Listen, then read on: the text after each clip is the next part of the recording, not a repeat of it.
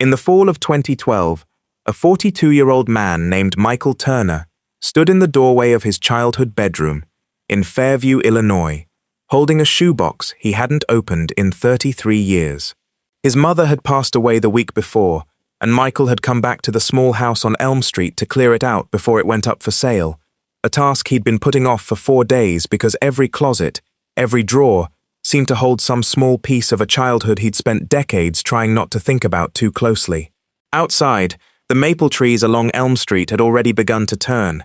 and Michael had spent an unreasonable amount of that week simply standing at his mother's kitchen window, watching the leaves fall, unable to make himself go upstairs at all on some of those days. The shoebox had been sitting on the top shelf of his closet since 1979, pushed behind a stack of old yearbooks, and when Michael finally pulled it down and blew the dust off the lid, he found exactly what he expected to find: a handful of cassette tapes, their plastic casings yellowed with age, one of them labeled in the careful, blocky handwriting of a 9-year-old boy who had been dead, or missing, or simply gone, for 33 years. The label read, in faded blue ballpoint pen, Operation Watchdog, Tape 4. The boy who wrote those words was named Bobby Coleman, and he had vanished while walking to school on the morning of October 9th, 1979, and had never been seen again. What was recorded on that tape would end up answering a question that an entire town had been asking for over 3 decades, though the answer, when it finally came, would bring almost no comfort at all, only the cold, complicated relief of finally knowing. To understand why a cassette tape recorded by 2 9-year-old boys playing at being detectives could possibly matter 3 decades later, you first have to understand what Fairview, Illinois was like in 1979, and what Bobby Coleman and Michael Turner were like as children, because the two things are inseparable from everything that happened afterward. Fairview was a town of just under 4,000 people, built around a grain elevator and a single main street with a hardware store, a 5 and dime, a Methodist church, and a diner called the Fairview Cafe, where the same 6 farmers sat at the counter every single morning of the year. It was the kind of town where children walked to school alone from the age of 7 or 8, without anyone thinking twice about it, where front doors were left unlocked during the day, and where the biggest crime most people could remember before that October was a string of stolen bicycles from front porches 2 summers earlier, a case that had never been solved and had become something of a local legend, whispered about by children who liked to imagine a shadowy bicycle thief still lurking somewhere at the edge of town. Elm Street itself ran only 6 blocks, lined with modest single-story houses built in the years just after the war, most of them owned by families who had lived on that street for 2 and sometimes 3 generations. The Colemans had lived at 214 Elm Street since Ray Coleman's own father built the house in 1951,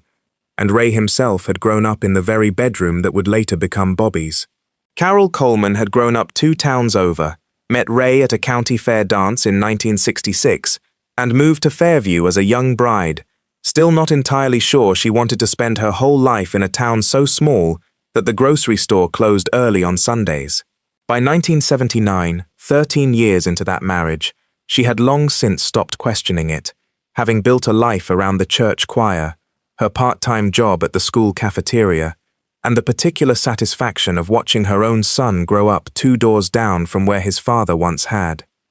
The Turners, Michael's family, had moved to Elm Street only in 1974, when Michael was 4, his father having taken a management position at the grain elevator that anchored the entire town's economy. Michael's mother, a warm, slightly anxious woman named Judith Turner, had befriended Carol Coleman almost immediately, the 2 women bonding over the particular exhaustion of raising young sons only 3 houses apart. And it was through that friendship between the mothers that Bobby and Michael, both 4 years old that first summer, were more or less thrown together on a near-daily basis, until the friendship that formed between them became something neither family ever thought to question or examine, simply an accepted fact of both households, the way weather, or Sunday dinner, was an accepted fact. Bobby Coleman and Michael Turner had been best friends since they were 4 years old, living 3 houses apart on Elm Street, the kind of friendship built on total, unquestioning loyalty and an endless capacity for shared imagination. By the fall of 1979, both boys were in 4th grade at Fairview Elementary, and both were completely obsessed with a television detective show that aired on Saturday mornings, the kind of low-budget program full of trench coats and magnifying glasses that inspired an entire generation of children to start their own imaginary detective agencies in backyards across the country. Bobby and Michael called theirs Operation Watchdog. It had, by the boys' own accounting, exactly one open case: the still unsolved bicycle thefts from 2 summers earlier, a mystery neither boy had any real hope of solving, but which gave their afternoons a delicious sense of purpose. Bobby's father, a machinist at the county's one factory, had given Bobby an old portable cassette recorder for his birthday that spring, a bulky, battery-hungry device that became the absolute centerpiece of Operation Watchdog's entire operation. The boys used it to record fake radio broadcasts, imaginary interrogations of neighborhood dogs, and, most importantly, actual surveillance recordings, hiding the recorder in bushes and behind fence posts around the neighborhood, in the hope of one day capturing evidence against the mysterious bicycle thief. The 2 boys had rules for Operation Watchdog, rules Bobby had written out in the front pages of his detective notebook, in careful, deliberate capital letters. Always record the date and time at the start of a tape. Always narrate what you were seeing, even if nothing seemed to be happening. And never, under any circumstances, let a grown-up know the recorder was running. Since Bobby had decided early on that adults behaved differently the moment they knew they were being watched, and that the entire point of a proper stakeout was to capture people exactly as they were when they believed nobody was paying attention. It was a rule that would end up mattering enormously, though neither boy could have possibly understood that at the time. Michael, for his part, was the more easily distracted of the 2, prone to abandoning a stakeout after 20 minutes in favor of climbing whatever tree happened to be nearby, while Bobby possessed a patience that struck even the adults around him as unusual for a boy his age, capable of sitting motionless behind a hedge for the better part of an hour if he believed there was even a small chance of catching something on tape. The 2 boys spent that entire summer of 1979 building an elaborate mythology around their imaginary detective agency, complete with a hand-drawn logo Bobby had designed himself, a magnifying glass crossed with a dog's silhouette, which he had carefully copied onto the cover of every single notebook and onto a cardboard sign the boys hung on the inside of Bobby's bedroom door. They had, by Michael's later recollection, an entire filing system for their imaginary cases, organized by a rating system of 1 to 5 paw prints, depending on how seriously the boys believed a given mystery deserved to be taken, and the stolen bicycles case had, by that September, earned a full 5 paw prints, the highest rating either boy had ever assigned to anything. Bobby was, by every account given afterward by teachers, neighbors, and his own family, a serious, watchful, unusually observant child, the kind of boy who noticed things other children missed, who kept a small notebook in his back pocket where he wrote down license plate numbers of unfamiliar cars parked on Elm Street, convinced this diligence would one day crack the bicycle case wide open. His mother, Carol Coleman, worked part-time at the school cafeteria and often said, in the years afterward, that Bobby's watchfulness was the very quality that made his disappearance so impossible for her to accept, because a boy that careful, that alert to his surroundings, did not simply vanish without noticing danger coming. His father, Ray Coleman, was a quiet man who rarely spoke about his feelings even under the best of circumstances, and who, after October of 1979, essentially stopped speaking about anything at all for the better part of a decade. Bobby had one younger sister, Patricia, 6 years old in 1979, too young at the time to fully understand what had happened to her brother, though she would spend the rest of her childhood growing up in a house permanently reshaped by his absence. Patricia's earliest clear memory of that period, one she would recount decades later at the conferences she eventually spoke at, was not of Bobby's disappearance itself, but of the weeks afterward, of learning to move quietly through her own house, of noticing that laughter had simply stopped happening in rooms where it used to happen easily, of understanding, in the wordless way small children understand things, that something enormous and permanent had shifted in the architecture of her family, and that she was somehow not allowed to ask too many questions about what it was. She remembered her mother sitting for long stretches at the kitchen table staring at nothing, and she remembered, with a specificity that startled even herself, the exact pattern of the wallpaper in the hallway outside Bobby's closed bedroom door, a pattern she stared at for hours as a child, waiting, without quite knowing what she was waiting for. On the morning of October 9th, 1979, a Tuesday, the weather in Fairview was cool and overcast, with the kind of low-grey sky that threatens rain without ever quite delivering it. Carol Coleman would later remember making Bobby's lunch that morning, a peanut butter sandwich and an apple wrapped in wax paper, and reminding him twice to wear his jacket because the radio had mentioned a cold front moving in. Bobby had eaten his cereal quickly, still half asleep, and had gone back up to his room before leaving, a detail Carol only remembered clearly years later, once it became relevant. He had gone back upstairs specifically to retrieve something, though at the time she assumed it was simply a forgotten schoolbook. It was, in fact, the cassette recorder. Bobby left his house at 7:40, as he did every school day, carrying his backpack and tucked inside a paper grocery sack, the cassette recorder, because the day before, he and Michael had hatched a new plan for Operation Watchdog. There was a stretch of overgrown brush and drainage ditch along the route to school, near the old grain elevator on 3rd Street, where several of the stolen bicycles 2 summers earlier had reportedly last been seen, and Bobby had decided, entirely on his own initiative, without telling Michael in advance, that he would hide the recorder in the brush that morning on his way to school, let it run during the hour when the street was quietest, and retrieve it that afternoon on his way home, hoping to capture some sound, some voice, some clue that would finally crack the case. Michael, walking to school along a slightly different route that morning, because his mother had asked him to stop at his grandmother's house first, would not learn about this particular plan until decades later, when he finally understood exactly what Bobby had been carrying in that paper sack.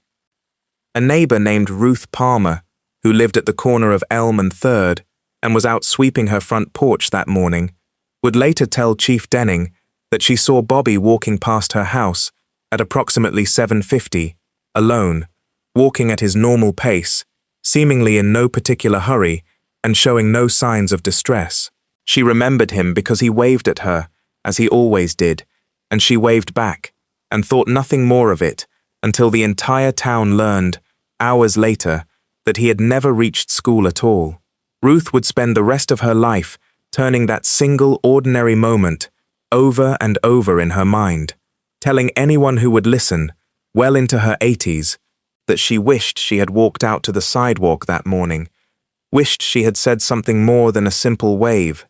wished she had watched him a moment longer instead of turning back to her sweeping, though every investigator who ever spoke with her told her, gently and repeatedly, that there was nothing in that ordinary wave that could have possibly warned her of what was coming. Ruth Palmer's porch was the last confirmed sighting of Bobby Coleman by any adult in Fairview for the next 33 years.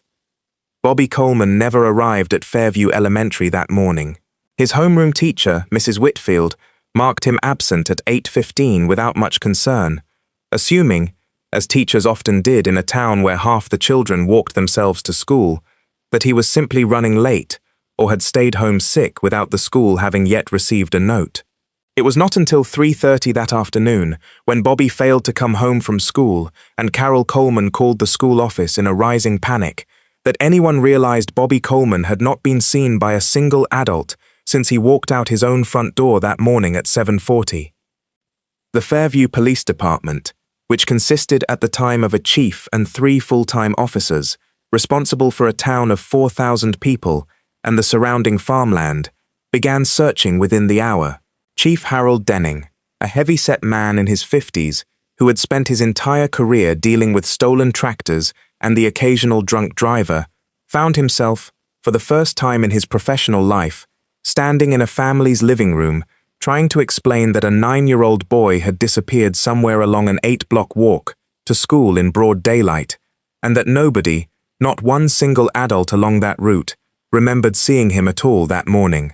Denning's first calls that afternoon were to the school itself, confirming with Mrs. Whitfield and the school secretary that Bobby had indeed never checked in,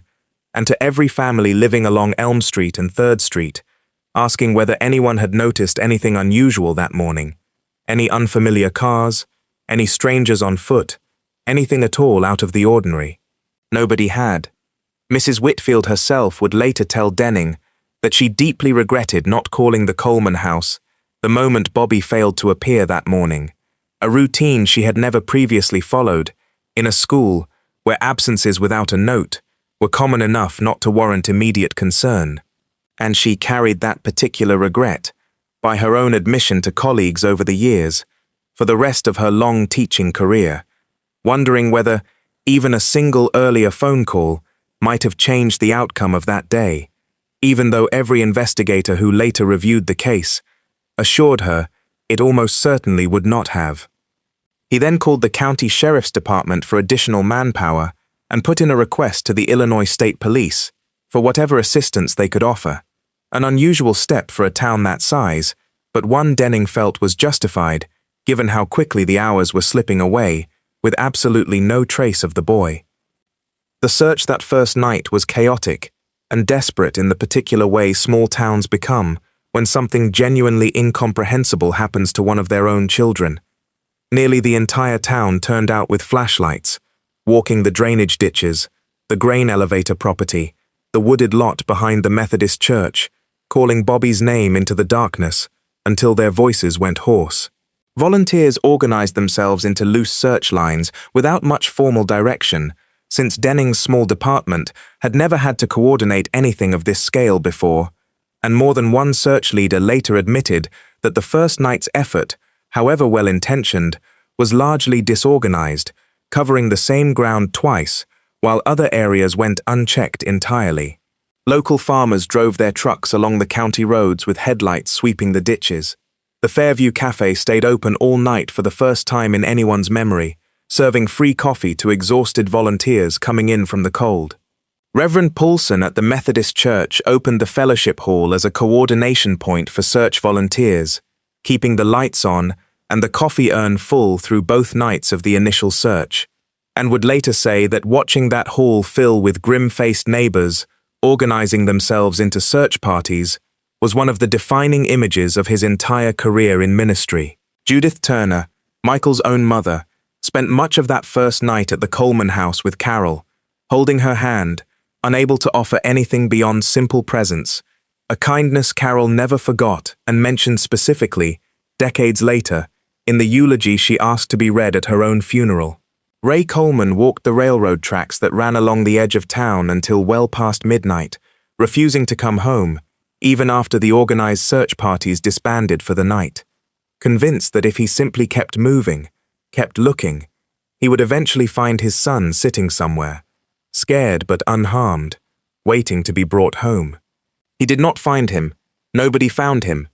By the time the sun rose on October 10th, Fairview, Illinois had become a town gripped by a fear it had never experienced before, the specific, paralyzing fear of not knowing whether the danger that had taken one of their children was still somewhere among them.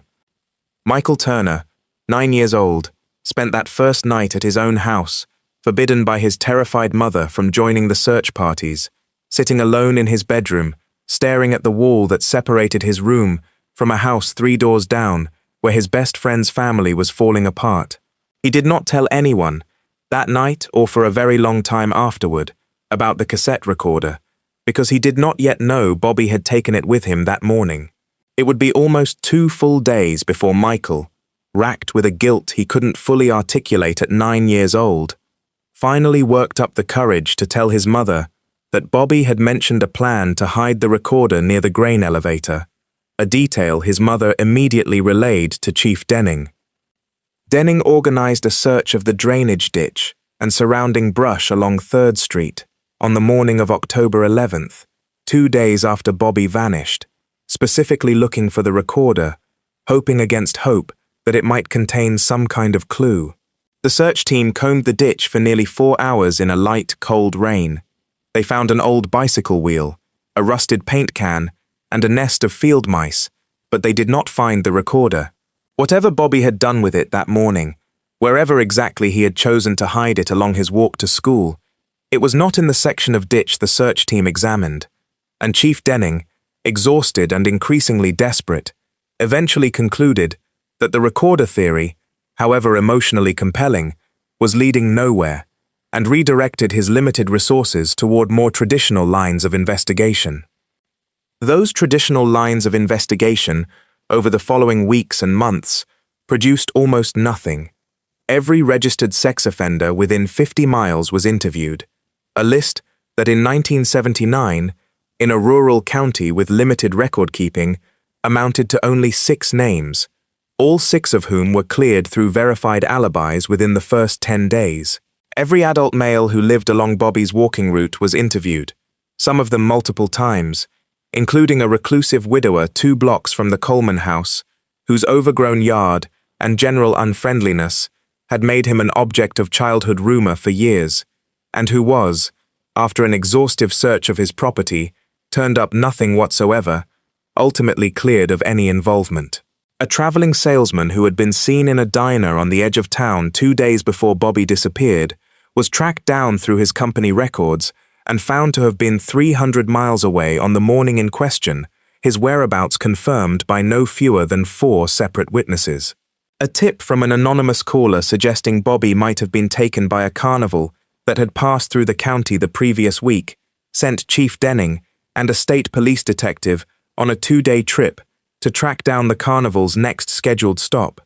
a lead that produced nothing but an afternoon of uncomfortable questioning of carnival workers who had, by every indication, never once crossed paths with the boy. The state police were brought in within the first week, bringing with them resources the small Fairview department simply didn't have, including bloodhounds that tracked Bobby's scent from his front porch along Elm Street for 6 blocks, before losing it entirely at the intersection with 3rd Street, directly across from the grain elevator, a detail that haunted Chief Denning for the rest of his career, because it meant Bobby had, at some point along that final block, gotten into a vehicle. Denning organized a search of the drainage ditch and surrounding brush along 3rd Street on the morning of October 11th, 2 days after Bobby vanished, specifically looking for the recorder, after Michael Turner had finally told his own mother about the recording plan, hoping against hope that the device might contain some kind of clue. The search team combed the ditch for nearly 4 hours in a light, cold rain. They found an old bicycle wheel, a rusted paint can, and a nest of field mice, but they did not find the recorder. Whatever Bobby had done with it that morning, wherever exactly he had chosen to hide it along his walk to school, it was not in the section of ditch the search team examined, and Chief Denning, exhausted and increasingly desperate, eventually concluded that the recorder theory, however emotionally compelling, was leading nowhere, and redirected his limited resources toward more traditional lines of investigation. The town's one mail carrier, a well-liked, cheerful man in his early 50s named Earl Hutchins, who had delivered mail along Elm Street and the surrounding blocks for over 20 years, and who knew every single family on his route by name, was interviewed as a matter of routine, since his morning delivery schedule placed him in the general vicinity of the grain elevator around the time Bobby would have been walking past it. Earl told investigators he had not seen Bobby that morning, that his route that day had actually run slightly later than usual due to a delayed mail truck delivery from the county distribution center, and that he had not reached the 3rd Street area until closer to 8:30, well after Bobby would have already passed through. A co-worker at the post office partially corroborated the delayed delivery, confirming the truck had indeed arrived later than usual that morning, though nobody thought to ask precisely how much later, or whether it left room for Earl to have reached 3rd Street closer to 8 o'clock rather than 8:30. Nothing about Earl's statement raised any flags at the time. He was, by every account, one of the most trusted and well-liked men in Fairview, the kind of mail carrier who kept dog treats in his pocket for every house with a friendly dog, and who had, on more than one occasion, walked an elderly resident's groceries up to their porch on particularly cold days. Chief Denning cleared him within the first week and never seriously reconsidered him again for the remaining 33 years of the investigation.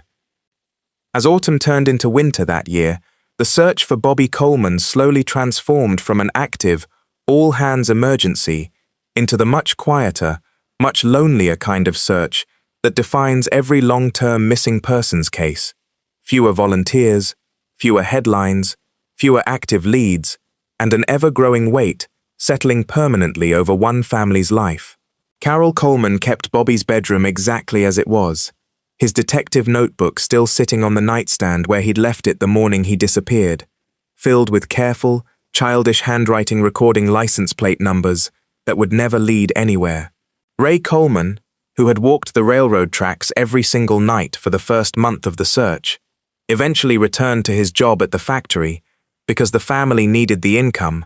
but co-workers said he was never quite the same man again, prone to sudden, silent withdrawals in the middle of conversations, as though some part of him were still out walking those tracks in the dark. The Coleman family received, over the following decade, the same slow trickle of dead-end tips that defines nearly every unsolved missing child case. A woman in Nebraska who called claiming she'd seen a boy matching Bobby's description at a truck stop in 1981, a lead that consumed 2 full weeks of Chief Denning's dwindling attention before collapsing entirely. A psychic from Chicago who insisted Bobby's remains would be found near a body of water and who convinced Ray Coleman to spend 3 entire weekends dragging the banks of the small creek that ran behind the grain elevator, turning up nothing but an old tractor tire. A supposed sighting reported by a gas station attendant 2 counties over in 1985 that briefly reignited the entire investigation before being conclusively ruled out through dental records belonging to an entirely unrelated runaway teenager. In 1989, a letter arrived at the Fairview Police Department from a man serving a prison sentence in Missouri for an unrelated crime, claiming detailed knowledge of what had happened to Bobby, a claim that consumed nearly 4 months of the department's limited resources, including 2 trips by Denning himself to interview the man in person, before investigators concluded the inmate had fabricated the entire story, apparently hoping to negotiate favorable treatment in his own case in exchange for information he never actually possessed. Each of these false hopes cost the Coleman family something Carol later described, in an interview given for her son's 20th anniversary retrospective, as a small, specific kind of dying, a brief resurrection of hope followed by its collapse, repeated so many times over so many years that she eventually trained herself not to let her heart rise at all when the phone rang with news, a discipline she said she never fully mastered no matter how hard she tried. Michael Turner carried his own private weight through the following years, a guilt he could never fully explain even to his own parents, rooted in the simple, irrational conviction that if he had walked to school with Bobby that particular morning, instead of stopping at his grandmother's house first, something might have been different. He stopped playing Operation Watchdog entirely after that October, boxed up the remaining tapes from their imaginary detective agency, and rarely spoke about Bobby at all as he grew older, a silence his own mother noticed and worried over, but never quite knew how to break. He was, for nearly 2 years afterward, afraid to walk anywhere alone, insisting his mother drive him even the short distance to school, a fear his parents attributed, reasonably enough, to simple childhood trauma, and never pushed him to explain further. Michael's family moved to a larger house on the other side of Fairview in 1983, 4 years after Bobby's disappearance, a move his parents always described simply as wanting more space, though Michael, even as a young teenager, privately understood it was at least partly about putting some kind of physical distance between his daily life and the house on Elm Street, where his best friend's empty bedroom sat 3 doors down, a constant, unbearable reminder. The move itself took place on a Saturday in early spring, and Michael remembered, even decades later, the specific detail of carrying a box of his own old toys out to the moving truck and glancing back at the Coleman house one last time, half expecting, in some small, irrational corner of his 9-year-old mind, to see Bobby standing in the front yard the way he always used to, waiting for Michael to come out and play. He did not see him, of course, and the house remained quiet, its curtains drawn, exactly as it had been for the 4 years since Bobby vanished, a stillness Michael carried with him, in one form or another, for the rest of his life. The case of Bobby Coleman never fully disappeared from Fairview's collective memory, the way some small-town tragedies simply refuse to fade regardless of how many years pass. Every October, the local newspaper ran a short anniversary piece, the headlines shifting over the decades in the same way headlines about unsolved disappearances always seem to shift, from urgent appeals for information in the early years to quieter, more resigned retrospectives by the time 20 and then 30 years had passed. The Fairview Cafe kept a missing person flyer taped inside its front window for well over 2 decades, the photograph of Bobby at age 9 slowly bleaching lighter and lighter in the sun until it became less a functional flyer and more a kind of quiet shrine that regulars simply stopped noticing after enough years passed, the way a familiar piece of furniture eventually disappears from conscious sight. Every 5th grade class at Fairview Elementary, for at least 15 years after 1979, was given some version of a safety talk that referenced Bobby's case without ever naming him directly. A cautionary tale that had, by the 1990s, become so smoothed over by repetition that many of the children hearing it no longer connected it to any specific real child at all, reduced to a vague, generalized warning about not talking to strangers that had, ironically, almost nothing to do with what had actually happened to Bobby at all, since Earl Hutchins had been anything but a stranger. Mrs. Whitfield, Bobby's own 4th grade teacher, continued teaching at Fairview Elementary for another 11 years after 1979, and colleagues remembered that she kept a small photograph of her old class, Bobby included, tucked into the corner of her desk drawer for the remainder of her career, a private, quiet form of remembrance she rarely spoke about to anyone. Chief Denning retired in 1994, having never solved the case, and told a reporter at his retirement dinner that Bobby Coleman was the one name that still occasionally kept him up at night, the one file he had never fully been able to close in his own mind, even though it had long since gone cold on paper. In his retirement, he took up woodworking, built birdhouses for half the widows in town, and, according to his own wife, made a habit of driving the 8 blocks from Elm Street to 3rd Street at least once a month, slowing near the old grain elevator, looking at the ditch and the brush along the road, as though some new detail might reveal itself after 15 years of looking at the exact same empty patch of ground. He died in 2006, 6 years before the truth finally surfaced, having spent his final years occasionally driving past the old grain elevator on 3rd Street, unable to fully explain to his own wife why he still felt drawn to that particular stretch of road. His widow, upon learning the truth in 2013, told a reporter that she wished more than anything that her husband could have lived to see the case finally closed, and that she intended to visit his grave that same week simply to tell him, even though she knew he couldn't hear her, that they had finally found the boy. Ray Coleman died of a heart attack in 1998, 19 years after his son disappeared,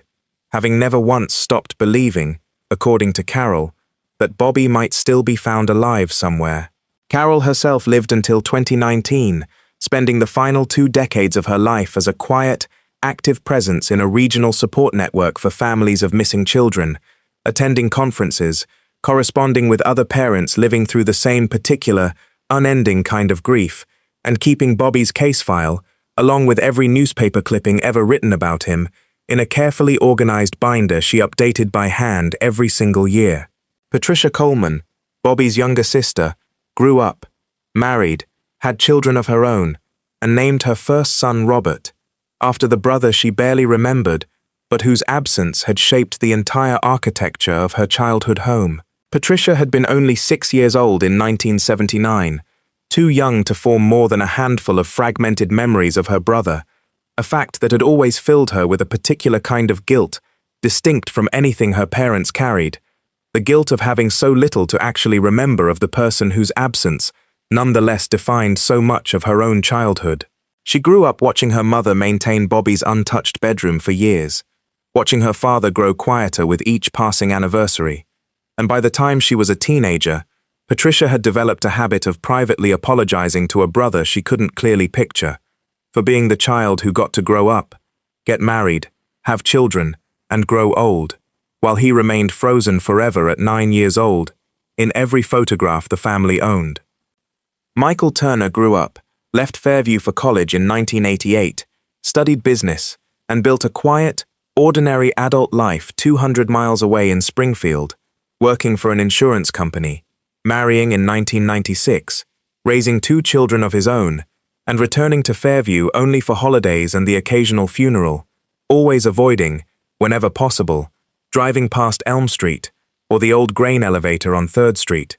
His own children grew up knowing only the vaguest outline of the story, that their father had once had a best friend who disappeared, a fact Michael mentioned rarely and always in a tone that discouraged follow-up questions. His wife, Denise, knew slightly more, having been told the full story once, early in their relationship, on a night Michael had clearly not planned to bring it up at all, and had learned over the years simply to let the subject rest wherever Michael left it. He had not thought seriously about Operation Watchdog, or the cassette recorder, or the shoebox of old tapes sitting on the top shelf of his childhood closet, in a very long time, until his mother's death in the fall of 2012 forced him back into that house, and into that closet, for the first time in years. Judith Turner had lived in the same house on the other side of Fairview for nearly 30 years, having never moved again after 1983, and had kept, without ever quite admitting it to Michael, a small collection of his childhood belongings in the closet of what had once been his bedroom,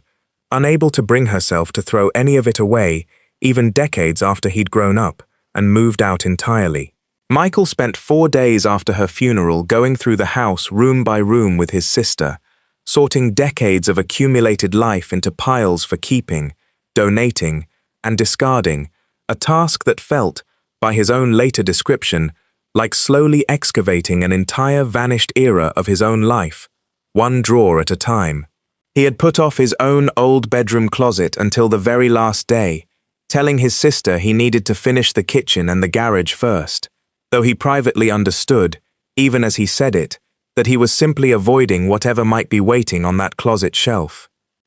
Michael sat down on the edge of his old childhood bed that afternoon, with the shoebox in his lap, and for a long moment simply stared at the label on tape 4, in Bobby's careful 9-year-old handwriting, feeling a wave of grief so sudden and so complete that he had to set the box down and leave the room for almost 20 minutes before he could bring himself to go back and actually open it. When he finally did, he found 4 cassette tapes inside, 3 of them clearly labeled with the silly, imaginary radio broadcasts and mock interrogations the boys had recorded over the summer of 1979, and the 4th, tape 4, labeled simply with the words, Operation Watchdog, Stakeout, October 9. Michael's hands were shaking by the time he found an old cassette player, borrowed from his elderly neighbor since nobody in his own household owned one anymore, and sat down alone in his mother's now nearly empty living room to listen to a recording made by his best friend on the morning he vanished, 33 years earlier. The first several minutes of the tape were almost unbearable in their ordinariness. Michael could hear the sound of Bobby's own footsteps on pavement, the rustle of the paper grocery sack, Bobby's voice, high and serious in the particular way 9-year-old boys try to sound like the detectives on television, narrating his own movements in a hushed whisper. Operation Watchdog, Day 41, Bobby said quietly into the microphone. Suspect location established. Hiding recorder now. There followed the sound of rustling brush, a soft thud, as the recorder was apparently set down, and then, for almost 11 minutes, nothing but ambient sound. Birds, distant traffic, the occasional bark of a dog somewhere down the street, the ordinary background noise of a small town on an overcast October morning, exactly the kind of long, empty stretch of tape that Michael, as a 9-year-old, had probably fast-forwarded through in frustration on the rare occasions the boys actually attempted to review their surveillance recordings. Michael, listening in his mother's living room 33 years later, found himself gripping the edge of the coffee table during those 11 silent minutes, some part of him already sensing, without being able to name why, that whatever came next was going to change something. At the 11-minute and 40-second mark, the ambient sound on the tape changed. Michael, sitting alone in his mother's living room in 2012, felt every hair on his arms rise as he heard faintly but unmistakably, the sound of a vehicle slowing to a stop, gravel crunching under tires, and then a car door opening. A man's voice followed, warm and familiar in tone, the kind of voice an adult uses when greeting a child they know well. "Well, hey there, Bobby," the voice said. "Bit chilly for walking, isn't it? Come on, hop in. I'll run you the rest of the way. It's no trouble at all." Bobby's voice responded, muffled and slightly distant from the hidden recorder's position in the brush,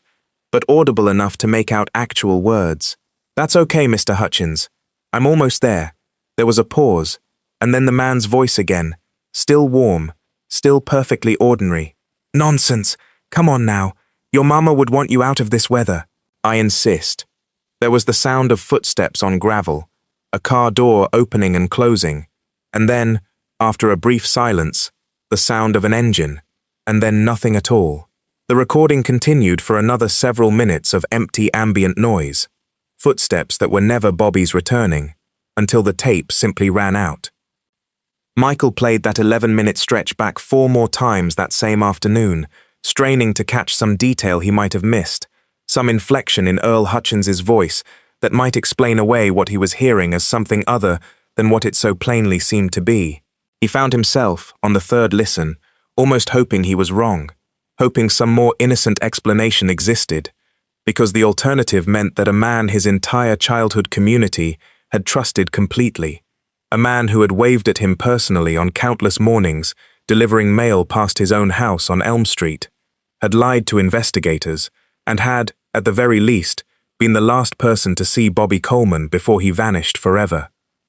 Michael sat perfectly still in his mother's living room for what felt like a very long time after the tape ended, the small cassette player still whirring quietly on the coffee table in front of him. He recognized the name immediately. Everyone in Fairview who had grown up in that era remembered Earl Hutchins, the beloved mail carrier who had died back in 1991, more than 2 decades earlier, well-liked and warmly remembered by nearly everyone who had ever lived on his route. Michael's first instinct, he would later admit, was disbelief, a desperate hope that he was somehow misunderstanding what he'd heard, that there was some innocent explanation, that Earl really had simply given Bobby a ride the rest of the way to school on a cold morning, and that Bobby had simply, tragically, encountered something else entirely after arriving. But the timeline made no sense under that theory. If Earl had driven Bobby to school, Bobby would have arrived at Fairview Elementary well before 8:15, when Mrs. Whitfield marked him absent. He never arrived at all. Michael called the Fairview Police Department the following morning, spending nearly 10 minutes on the phone with a dispatcher who seemed uncertain what to do with a call about a 33-year-old cassette tape, before finally being connected to someone who agreed a detective should hear about it directly. Within a week, he found himself sitting across a desk from a detective he had never met, a woman in her late 30s named Detective Sarah Kowalski, who had joined the department in 2004 and had inherited the still technically open Coleman file, along with a dozen other decades-old unsolved cases, as part of the department's slow, ongoing effort to review its oldest cold files using modern forensic and audio analysis techniques that simply hadn't existed in 1979. Kowalski had grown up in a neighboring county and had heard about the Coleman case as a teenager, the way most people in that part of Illinois eventually did, as a cautionary story told at sleepovers and church youth group meetings, and she later admitted to a reporter that some small part of her had always hoped, without any real reason to believe it possible, that she might be the one to finally solve it. When Michael first sat down across from her, laying the cassette tape carefully on her desk along with a brief written account of Operation Watchdog that he'd typed up the night before to make sure he didn't leave out any detail, Kowalski listened without interrupting for nearly 20 minutes, taking notes in the same careful, deliberate handwriting Michael would later notice matched, almost eerily, the handwriting in Bobby's own old detective notebook, still preserved in the department's evidence room after 33 years. She listened to the tape twice in Michael's presence, her expression growing increasingly still and focused, and told him, before he'd even finished explaining the full context of Operation Watchdog, that she wanted to send the recording immediately to a forensic audio lab affiliated with the Illinois State Police, one that specialized in enhancing and authenticating old analog recordings for use in exactly this kind of decades-old cold case review. She warned Michael, with the same careful caution any experienced investigator learns to offer a hopeful witness, that the tape might ultimately prove inconclusive, that decades of storage in a shoebox in a closet could have degraded the recording beyond the point where any lab could confidently identify a voice, and that he should try not to build up too much hope before the analysis was complete. Michael told her he understood, though he later admitted he had not, in fact, managed to keep his hope in check even slightly over the following 2 months, checking his phone obsessively in a way that reminded him uncomfortably of the way his own mother had once waited by the phone for news of Bobby in 1979. The forensic audio analysis took nearly 2 months. The lab's technicians ran the tape through a careful process of digital restoration, removing decades of tape hiss and degradation to isolate and clarify the 2 voices captured in that critical 11-minute mark, using spectral filtering software that had not existed even 10 years earlier, gradually separating the ambient background noise of birds and distant traffic from the 2 human voices layered faintly beneath it. The lead technician on the project, a soft-spoken audio engineer named Dennis Farrow, who had spent much of his career restoring old courtroom recordings for appeals cases, later described the Coleman tape as one of the more delicate restorations he had ever attempted, since the original recording had been made on cheap consumer equipment, even by the standards of 1979, with a small, low-quality built-in microphone never designed to capture speech from more than a few feet away. Once the 2 voices were sufficiently isolated, the lab ran a voice print comparison against an old recorded radio interview Earl Hutchins had given to a local station in 1976 as part of a segment celebrating long-serving town employees, a recording the station had, remarkably, preserved in its archives after a former employee happened to donate his personal collection of old broadcast reels to the local historical society in the 1990s. The comparison came back as a highly probable match, consistent enough that the lab's lead analyst was willing to testify, had there ever been a living defendant to testify against, that the voice on Bobby Coleman's cassette tape belonged to Earl Hutchins.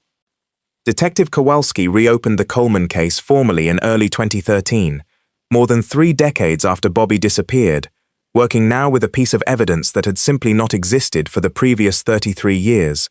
proof, beyond any reasonable doubt, that the mail carrier who had been cleared within the first week of the original investigation had, in fact, been the last person to speak with Bobby Coleman on the morning he vanished, and had lied to Chief Denning about it at the time. Kowalski pulled Earl Hutchins's full personnel file from the Postal Service, his complete driving route records from October of 1979, and, after some difficulty, tracked down his surviving daughter, a woman named Ellen Hutchins Marsh, then 64 years old, living 2 counties away, who had not spoken publicly about her father in decades, and who, when Kowalski first called her, initially insisted the entire idea was impossible, that her father had been a gentle, beloved man who would never have hurt a child.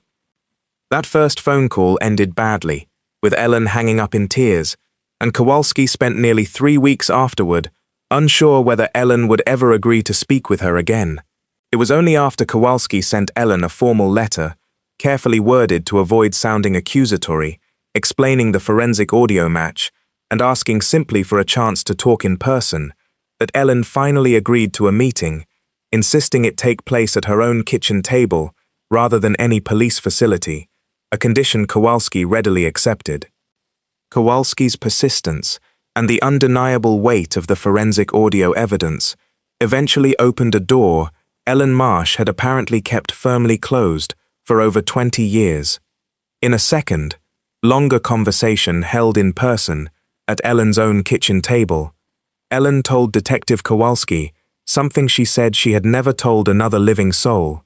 that in the final months before her father's death in 1991, suffering from advanced cancer and increasingly confused by medication, Earl had, on several occasions, said things to her in half-lucid, rambling moments that she had spent over 20 years trying desperately to forget. believing them to be nothing more than the incoherent ramblings of a dying, medicated man. Ellen described sitting at her father's bedside during those final weeks, holding his hand while he drifted in and out of consciousness, and hearing him mutter fragments that made no sense to her at the time, disconnected from any context she could identify. He had spoken, more than once, about a boy on 3rd Street, about an accident, about not meaning for it to happen, about a place out past the old Hutchins family property where his own father had once kept a small orchard, long since overgrown and abandoned by the time Earl himself was an old man. On one occasion, Ellen recalled, he had gripped her hand so tightly it left a mark, and said, quite clearly for a moment amid the confusion, that he was sorry, that he had never meant to hurt anybody, that he had panicked and made the worst decision of his entire life in a single afternoon he had spent the rest of it trying to outrun. Ellen told Kowalski that she had convinced herself, for over 2 decades, that these fragments meant nothing, were simply the disordered fears of a dying mind, and that she had never once connected them, not seriously, not until this moment, sitting at her own kitchen table with a police detective, to the disappearance of a 9-year-old boy she vaguely remembered hearing about as a child herself. She wept through much of that second conversation, telling Kowalski that some part of her, in the years since her father's death, had always sensed there was something she was choosing not to look at too closely, and that the guilt of that willful blindness, once the truth finally surfaced, felt almost as heavy as if she herself had been the one to make the decisions her father made in 1979. Detective Kowalski, armed with Ellen's account and a rough description of the old, abandoned Hutchins orchard property, organized a search of the overgrown 5-acre parcel in the spring of 2013, bringing in a cadaver dog unit and a forensic anthropology team from the State University. The property, sold off by the Hutchins family decades earlier and left largely untouched by its current owners, an elderly couple who used it only for occasional hunting, took nearly 3 full days to properly search, the team working carefully through decades of overgrown brush, fallen branches, and the general chaos of land, left entirely to nature for over 30 years. On the afternoon of the 3rd day, in a stretch of overgrown brush, near what had once been the northern edge of the old orchard,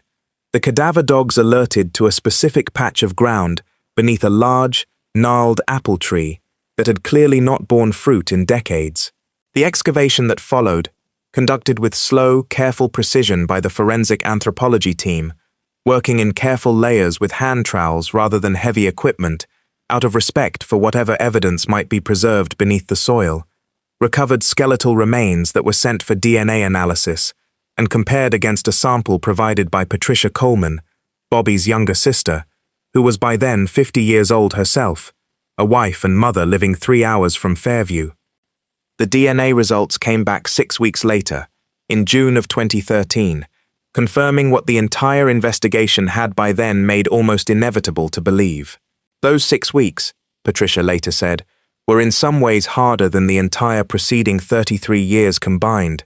because for the first time in her life, there was a specific, imminent answer waiting just beyond a laboratory door, and the waiting itself, now that an ending was finally close enough to see, felt unbearable in a way that the long, formless decades of simply not knowing never quite had. She described checking her phone obsessively during those weeks,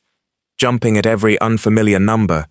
rehearsing in her mind both the conversation where the remains were confirmed to be Bobby's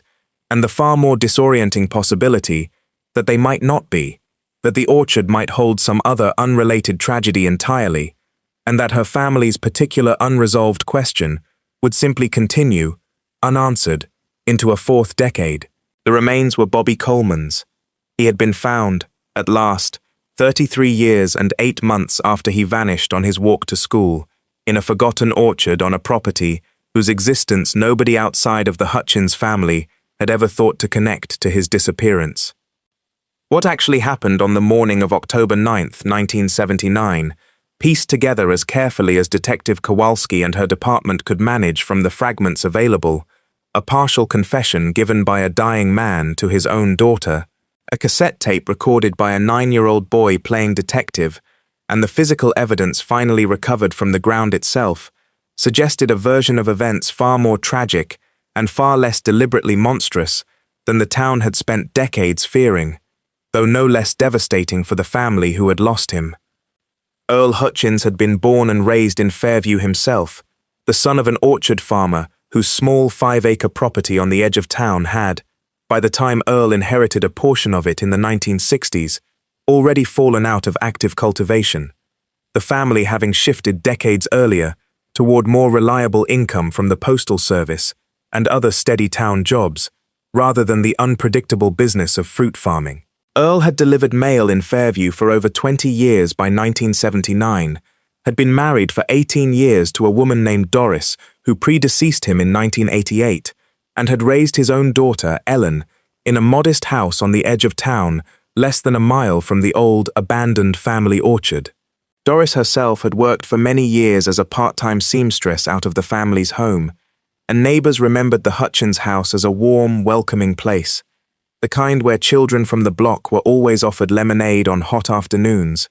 a detail that made the eventual revelation about Earl all the more difficult for longtime residents to reconcile with their own memories. Neighbors who remembered him consistently described a genuinely kind man, quick with a joke, generous with his time, the kind of person who organized the annual holiday food drive at his church for over a decade, and who had, on at least 3 separate occasions documented in old newspaper clippings, been publicly recognized by the town council for various small acts of community service. Nothing in the entire 49 years of Earl Hutchins's life before October 9, 1979, suggested even a hint of the capacity for harm that his own daughter would eventually have to reckon with, which was, in the assessment Detective Kowalski gave to the local press, precisely what made the case so difficult for the entire town to process, even after the truth was known. People wanted a villain they could recognize as a villain from the start. What they got instead was a well-liked, ordinary man who had, by every available piece of evidence, made one catastrophic decision in a single afternoon, and had then spent the next 12 years of his life burying that decision so completely that even his own family never suspected anything until he was dying and no longer fully in control of what he said. The working theory, one Kowalski presented carefully and with appropriate caution to both Patricia Coleman and to the local press, was that Earl Hutchins had genuinely offered Bobby a ride out of simple, ordinary kindness, exactly as the tape suggested, and that something had gone terribly wrong during that short drive, an accident of some kind, possibly involving the truck itself on a rain-slicked back road, that Earl, in a moment of panic that Ellen Marsh believed had haunted him for the rest of his life, had made the unforgivable decision to hide rather than report, burying the evidence of his own panic on his family's abandoned property rather than facing what he had done, and had then spent the following 12 years living an outwardly ordinary, well-liked life in the same small town, delivering mail past the Coleman house several times a week, carrying a secret that eventually, according to his own daughter, seemed to consume him entirely as he approached the end of his own life. Kowalski was always careful to note, in every public statement she gave, that this remained a theory rather than a confirmed sequence of events, since Earl Hutchins had died over 2 decades before the truth surfaced and could never be formally questioned, tried, or held accountable in any court, a fact that Patricia Coleman herself described as its own particular, unresolvable kind of injustice, one final door that could never fully be opened, no matter how many others finally were. Patricia Coleman was the one who received Detective Kowalski's phone call confirming the DNA match, since both of her parents had passed away years earlier without ever learning the truth. She would later tell a local reporter that the single hardest part of the entire experience was the specific, unbearable knowledge that her mother had died in 2019, just 6 years after Bobby was finally found, having spent nearly 40 years of her life not knowing, and that her father had died over 2 decades earlier still believing, in some quiet, unextinguishable corner of his heart, that his son might somehow still be found alive. Patricia told the reporter that she had spent the days after Kowalski's call trying to decide how she felt, and had settled, eventually, on a strange, layered combination of grief and relief that she found almost impossible to properly separate from one another. Grief for the brother she had lost twice, once as a child, and once again in this final, definitive way, and relief simply at no longer having to carry the specific, exhausting weight of not knowing. Patricia arranged a proper burial for her brother in the summer of 2013, in the same small Fairview cemetery where their parents were laid to rest, in a plot her mother had, remarkably, purchased and kept reserved decades earlier, right beside her own future grave, on the theory, never spoken aloud, but clearly understood by the whole family, that if Bobby were ever found, he would need somewhere to finally rest beside them. Nearly 200 people attended the funeral, many of them elderly residents who remembered the original search in 1979, some of them the now-grown children who had once walked those same search lines as teenagers, and Chief Denning's own widow, who told Patricia afterward that her husband would have wept with relief to know the case had finally closed, even in so painful a way.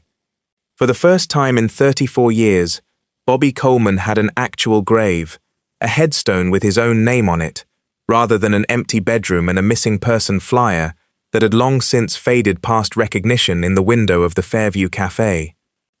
Michael Turner attended that funeral, driving back to Fairview from Springfield with his own 2 children, now old enough to understand at least the outline of what had happened to their father's childhood best friend. He stood at the edge of the small crowd gathered at the cemetery, watching Patricia Coleman, now 50 years old, stand where her own mother had once stood decades earlier, at countless anniversary vigils, and felt, he later said, an overwhelming sense of a circle finally closing after 34 years of remaining painfully, unnaturally open. When the service ended, Patricia approached him directly, took both of his hands in hers, and thanked him, through tears, for finally opening that shoebox, for finally listening all the way through a tape he could easily have simply thrown away without a second thought,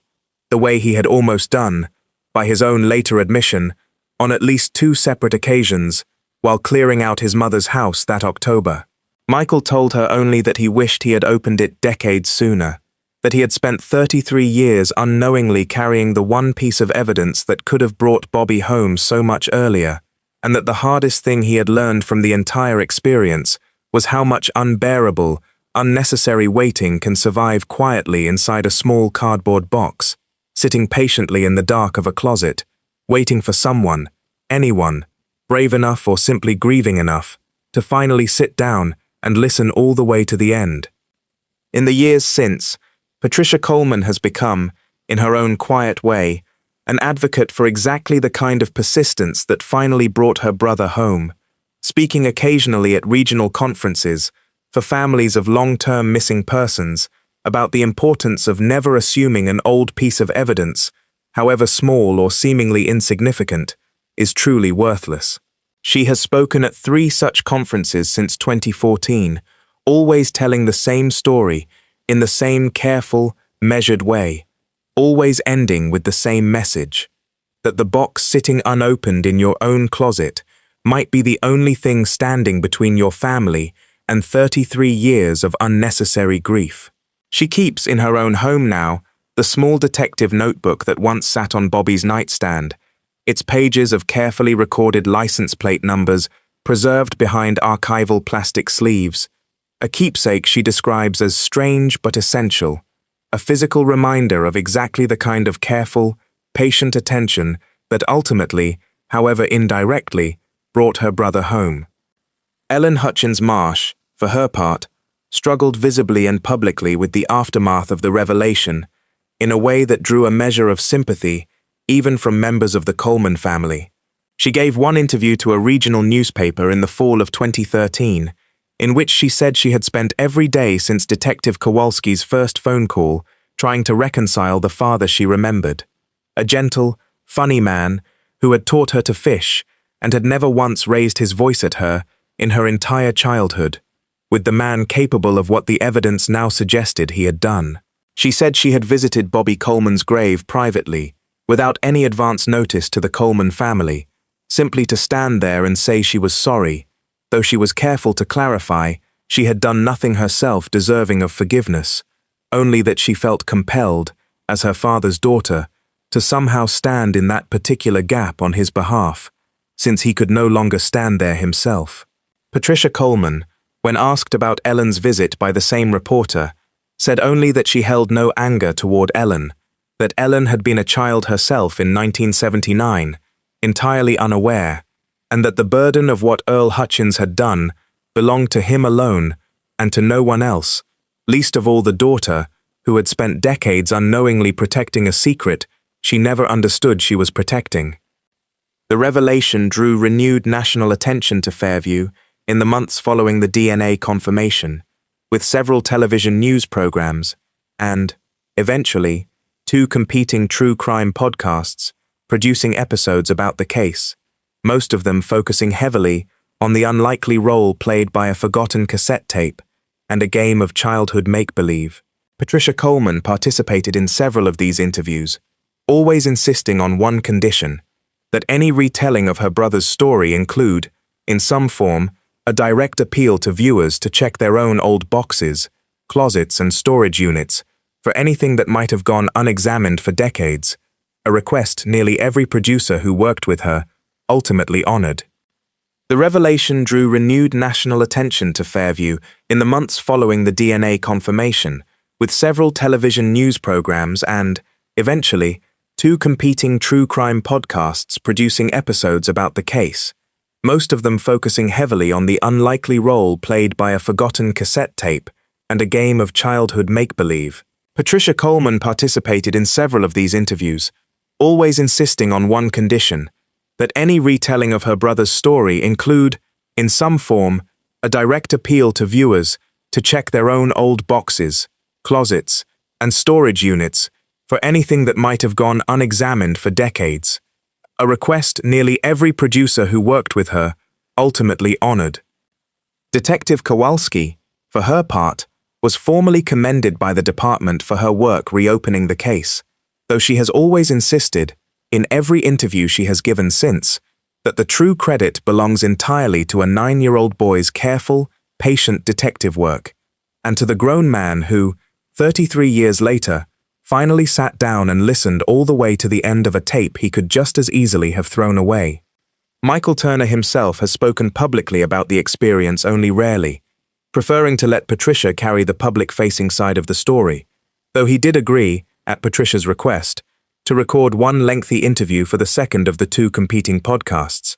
an experience he described afterward as strange and cathartic in equal measure,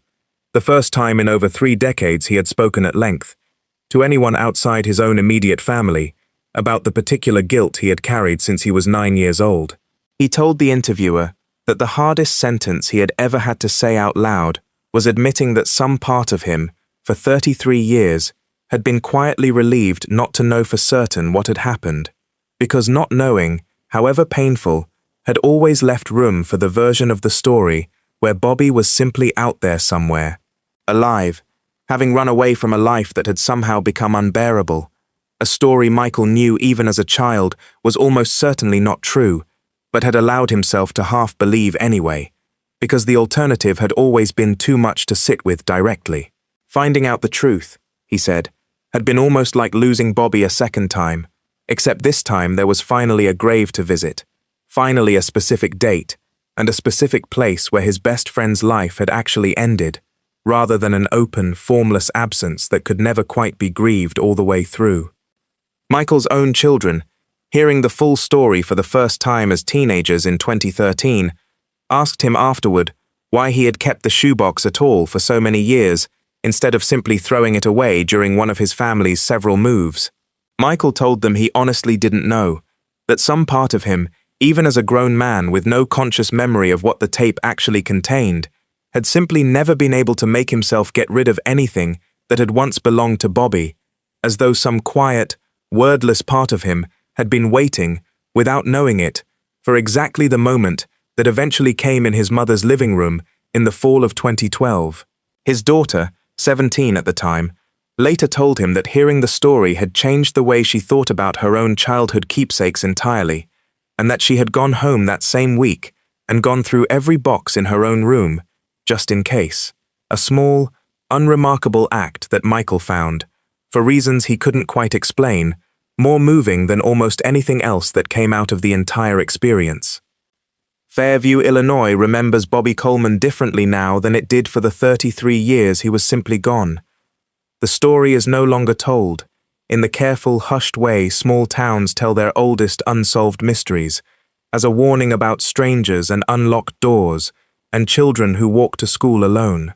It is told now as a story about how the people we trust the most, the ones who deliver our mail and know our dogs by name, and seem, in every visible way, to be exactly who they appear to be, can sometimes carry a secret so completely that even 3 decades of grief cannot uncover it without an extraordinary, almost impossible piece of luck. A 9-year-old boy's forgotten game of make-believe detective work, recorded onto a cheap cassette tape, and a grieving man's decision, 33 years later, to sit down in an empty living room and listen all the way to the end, instead of fast-forwarding through the silence.